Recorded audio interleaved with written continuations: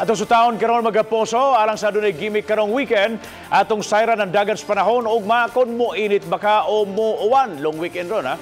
Pinaagi sa atong weather forecast gikan sa Pag-asa Visayas si Jomar Inclarino. Mayong hapon kinatang kahimtang sa panahon karong adlaw, so ang northeast monsoon or amihan ng padayon nakaapekto sa tibuok sa Luzon. Ang Luzon makasinati sila mapanganuro na kalangitan na ay hinay ngadto na sa kasarangan ng mga pag-uwan, samtang dire sa tibuok sa Kabisayaan lakip na ang Mindanao makasinati ng maayong panahon ug natay mga patak-patak na mga pag-uwan. Sulod sa atong Philippine Area of Responsibility, wala tay nakita na cloud clusters o posibleng mahimo na low pressure area.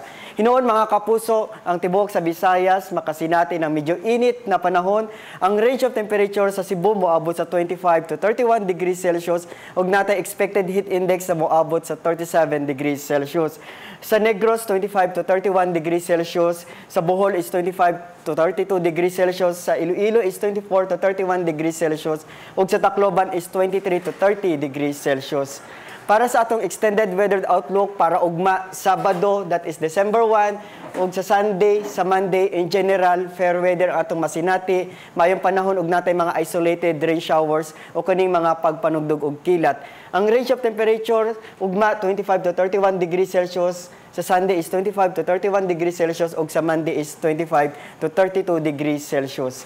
Ang hangin sa tibuok sa Central Visayas ug sa Western Visayas makasinati ng hinay ngadto na sa kasarangan ug ang kadagatan malinawon ngadto na sa kasarangan ang pagbalod. Samtang diri sa silangan bahin sa Kabisayaan makasinati silang kasarangan ngadto na sa kusog na hangin ug ang kadagatan kasarangan ngadto na sa pagkabaloron ug ang gitas-on sa balod moabot sa 1.2 to 2.8 metros.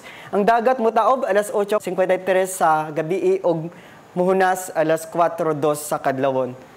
Ang adlaw mo silang alas 5:45 sa buntag. Para sa dugang detalye, mabisita sa atong mga official social media sites, sa atong Facebook account ug sa website sa www.bagong.pagasa.busd.gov.ph. Gikan diri sa Pag-asa Mactan, DUSD ug para sa Balitang Bisdak, kini si Jomar Inclarino, maayong hapon.